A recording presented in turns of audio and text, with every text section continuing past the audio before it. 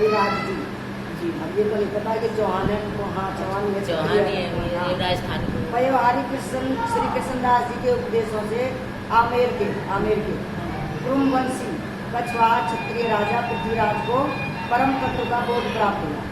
उन्होंने निर्गुण और सगुण ब्रह्म का निरूपण कर राजा के अज्ञान अंधकार को नष्ट कर दिया। वे राजा गंगा जी के पुत्र भीष्म पितामह की तरह जितेंद्रिय एवं धर्मराज युधिष्ठिर की तरह सत्यवादी थे। उनके ये गुण हैं। भगवत पूजा निष्ठा में प्रहलाद के समान थे। वैष्णव धर्म की पताका को ऊंची करके फहराने वाले एवं संसार से परे अर्थात जगत के प्रपंचों से दूर थे। वो सर्वश्रेष्ठ थे। आपकी भगवत भक्ति और गुरु भक्ति का ये परिचय सभी को प्राप्त हुआ कि आमेर में ही रहते हुए आपका शरीर द्वारका की शंख चक्र की छाप से सुशोभित हो गया और श्री द्वारकाधीश के दर्शनों का परम लाभ प्राप्त हुआ। आमेर में रहते भगवान श्री पृथ्वीराज जी के विषय में इस प्रकार है। मेरी परछाई पड़ रही है ना, इसकी परछाई पड़ रही है, इसको जो है ना सामने से आए। श्री पृथ्वीराज जी के विषय में विशेष विवरण।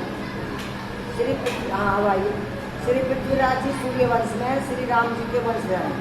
सूर्यवंशी अवधि आप पुरम कछवाहा क्षत्रिय कहलाते हैं।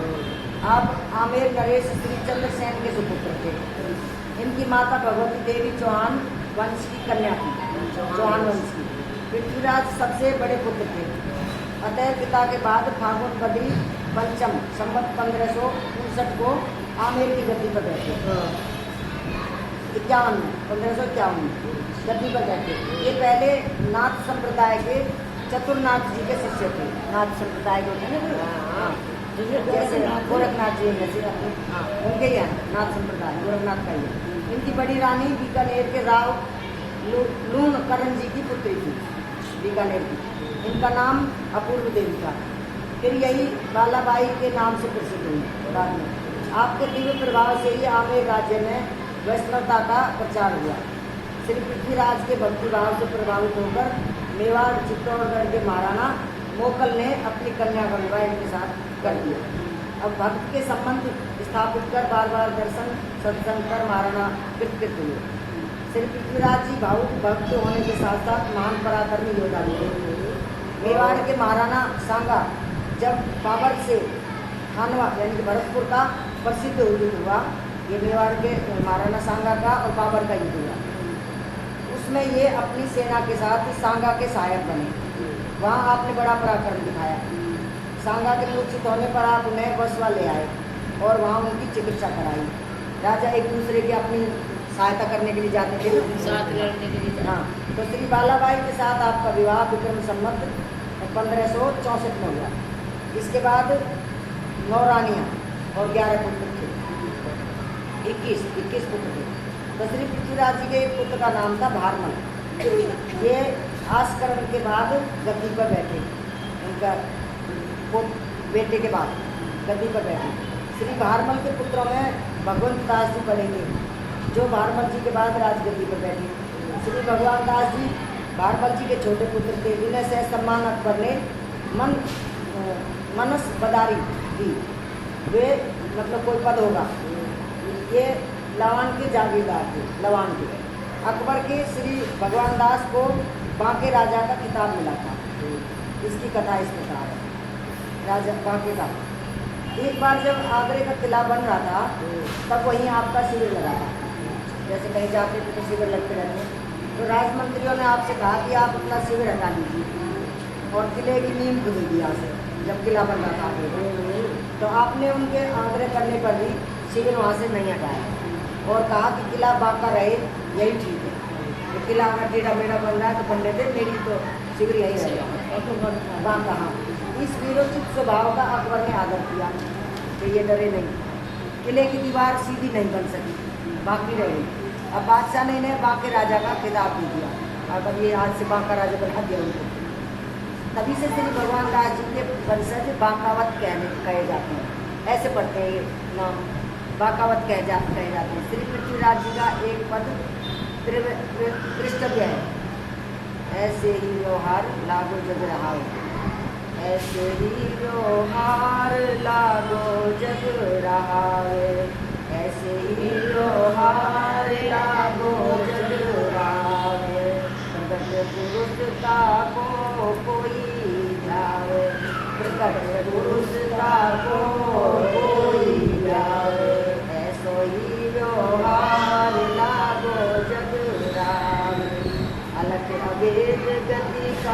नहीं जानी, अलग भेद गति काहू नहीं जानी, वो कस करम लगरी जन प्राणी, वो कस करम लगरी जन प्राणी, ऐसो ही व्यवहार लाग्यो जग रावे, संसार असार तेरी तुझे माया, संसार असार तेरी तुझे माया, यही डर पृथ्वीराज राम शरण आया, यही डर पृथ्वीराज राम शरण आया। ये मतलब पृथ्वीराज को कैसे बात हुआ कि संसार जो असार है, यही डर था तो वो भगवान की शरण पहले से ही हो गई, भगत राजा होते हुए वो भगत बन गए। अब इनका जयपुर का इतिहास है कि आमेर नरेश महाराज श्री पृथ्वीराज जी की पत्नी बालाबाई जब अपने पिता के घर थी, तभी से इन्होंने श्री कृष्णदास जी पेहारी की चाय थी ना, पेहारी जी की कथा से वैष्णव मंत्र की दीक्षा ली उस समय। कालांतर में इनका विवाह श्री पृथ्वीराज जी से हुआ। अब रानी बालाबाई के अनुरोध से ही श्री कृष्णदास जी ने वहाँ आकर अपने प्रभाव से पृथ्वीराज को शिष्य बना दिया। वर्णन आया है कि जब कृष्णदास जी राजा रानी को भक्ति में खूब दृढ़ करके वहाँ से जाने लगे तो रानी बालाबाई ने अनुनय विनय करके महाराज को रोक दिया, कहा कि यहीं रहो आप, और राजमहल में उनकी धूनी लगवा दी। जो पहले वो धूनी वाले थे ना, वो योगी बाबा। अब मन वचन कर्म से अत्यंत सेवा करके उन्हें संतुष्ट कर रानी ने ये वचन भरवा लिया कि जब तक मैं ना कहूँ तब तक मेरे यहाँ से आप जाएंगे। ऐसे गुरुदेव को ऐसे रखा। भक्त प्रेम परवश श्री पेहारी जी बहुत दिनों तक वहाँ रहे। एक दिन संसार के अन्य प्राणियों को भी अपने दर्शन स्पर्श एवं समागम आदि से कृतार्थ करने का विचार कर श्री पेहारी जी ने एक लीला की। उन्होंने सोचित मैं यहीं बैठा रह जाऊंगा तो और जनता को भी दर्शन नहीं दे पाऊंगा, मैं उनको भी भक्त बनाना है। तो उन्होंने एक लीला करी। एक दिन नित्य की भांति आप नरसिंह भगवान के जगमोहन में बैठकर भगवत गुणगान कर रहे थे। उन्होंने नरसिंह भगवान का मंदिर बना रखा हुआ, वहाँ में राजा रानी श्रवण कर रहे थे। अब सत्संग की समाप्ति पर आपने सहज भाव से कहा कि अब मैं जा रहा हूँ। सत्संग समाप्त हो गया, बोला मैं जा रहा हूँ। रानी ने समझा कि धूनी पर जाने को कह रहे हैं, धूनी दे जैसे दूसरी जगह। उन्होंने सोचा यहाँ से कथा सुना के वहाँ जा रहे हैं, अतः कह दिया कि पधारो महाराज। कह दिया बस इतना सुनना था कि आप तुरंत वहाँ से चले और द्वार से निकल कर फिर तो अब तक रानी हो गई। अब जो है रानी चकित हो गई, संकित हो गई बिल्कुल कि महाराज चले तो नहीं गए। उनको शंका हुई कि महाराज कहीं चले तो नहीं गए। अब धूनी पर ना मिले, वो उन्हें देखने के लिए गई। धूनी पर ना मिले तब इधर उधर बहुत खोज कराई, कहीं कुछ पता ही नहीं चला। तब राजा रानी को बड़ा दुख हुआ कि हमारे मुख से निकल गया, अरे उनको चले गए। तो श्री गुरु जी के वियोग में दोनों ने अन्न जल परित्याग कर दिया।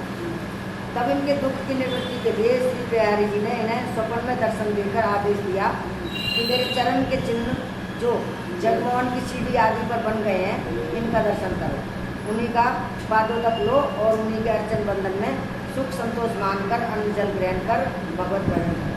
उन्होंने कहा जो मेरे पैर छाप है भगवान के मंदिर पे, उन्हीं से तुम संतुष्ट करो। अब राजा रानी ने ऐसा ही किया।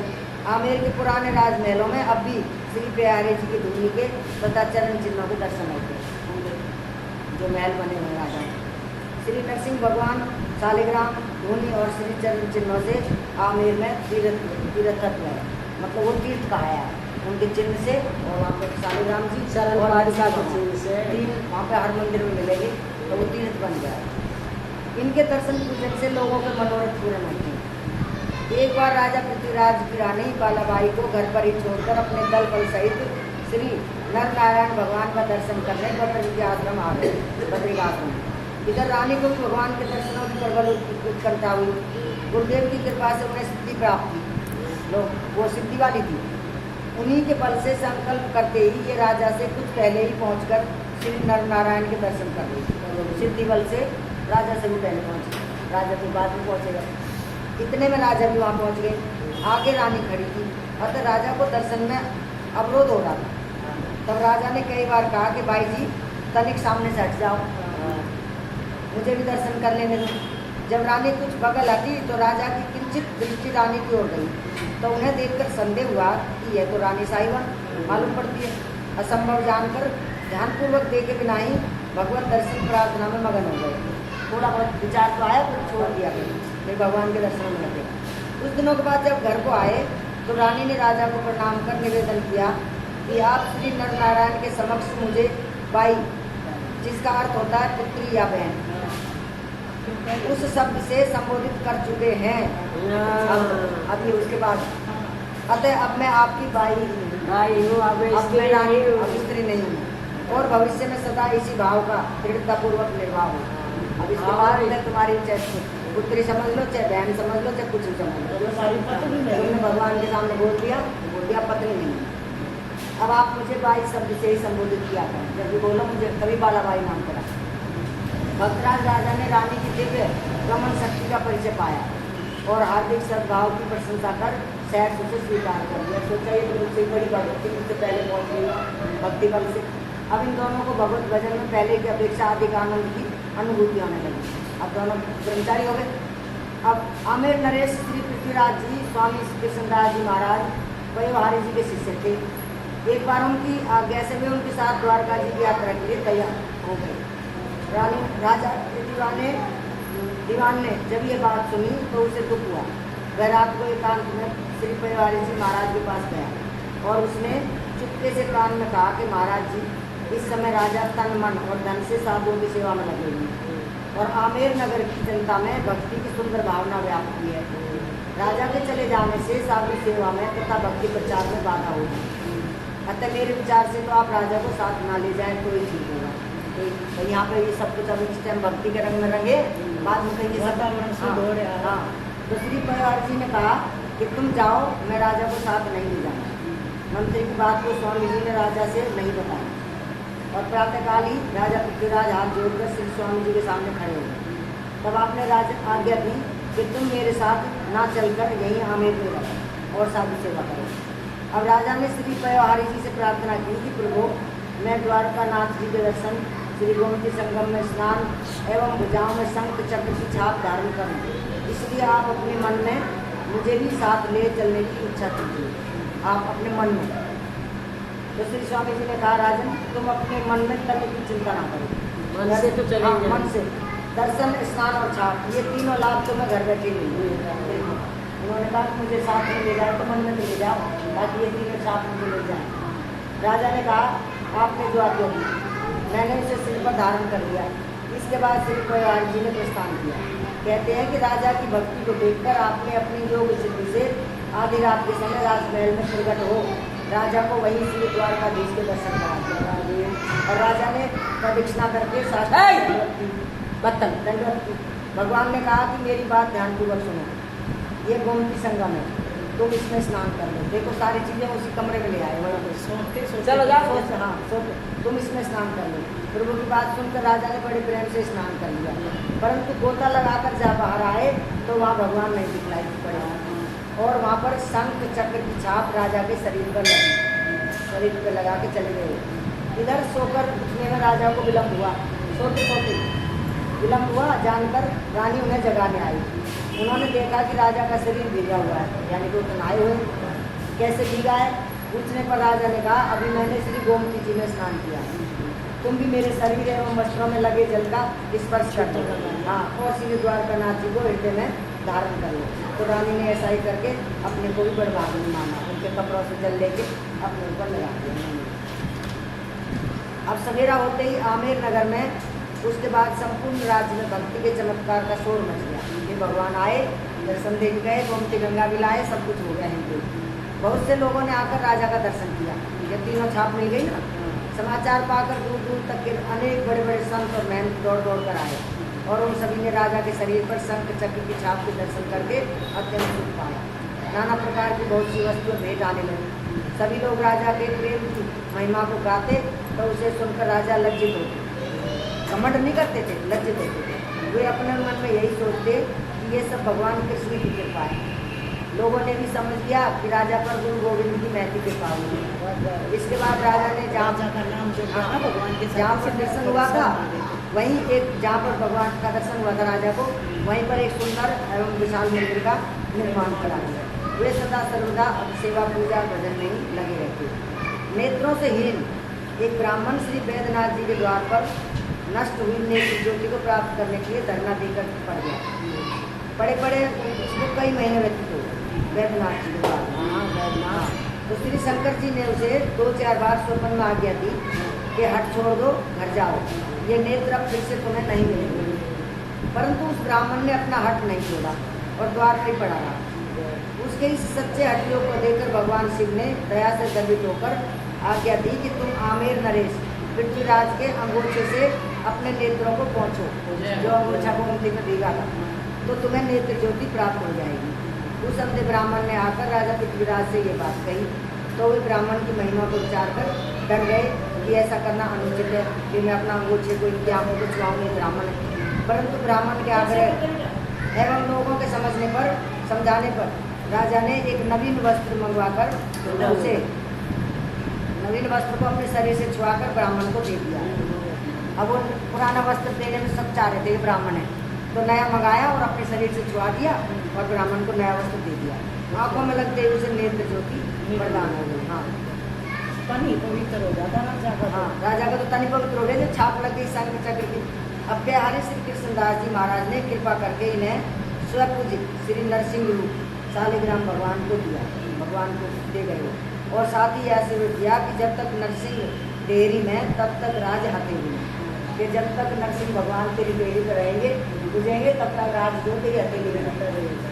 ये उन्होंने बोला कि जब तक नरसिंह डेयरी में तब तक राज हथेली में, अर्थात जब तक भगवान तुम्हारे इस महल में स्थित मंदिर की डेयरी के भीतर विराजेंगे तब तक राज्य तुम्हारे वंश की परंपरा ही रहेगा। तब से पूजा आरती भीतर ही होती है, उन्हें बाहर नहीं लाया जाता, कभी बाहर तक नहीं बुलाते हैं।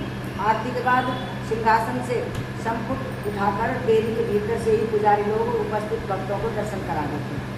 जब तक श्री ठाकुर जी डेयरी के भीतर रहे तब तक यद्यपि देश में मुसलमानों एवं अंग्रेजों का बड़ा भारी आतंक था, लेकिन उनके राज्य पर आँच नहीं आई, कभी भी पृथ्वीराज के राज्य पर आँच नहीं आई।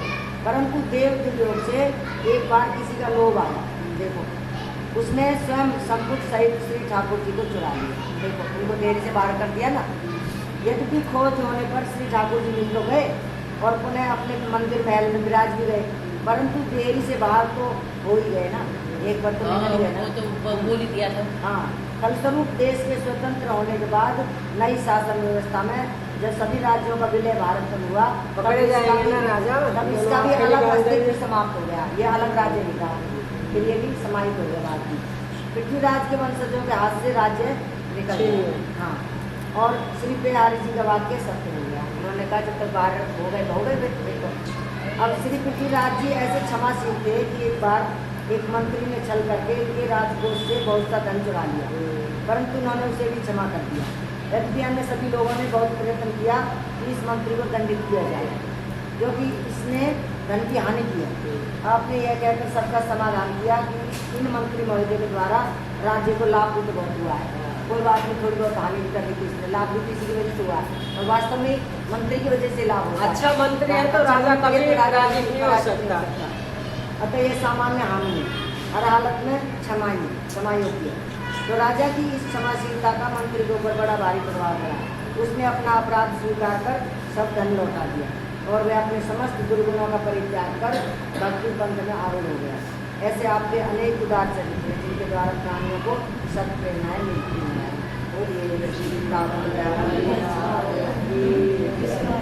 राजागण जयमल तुम्हारा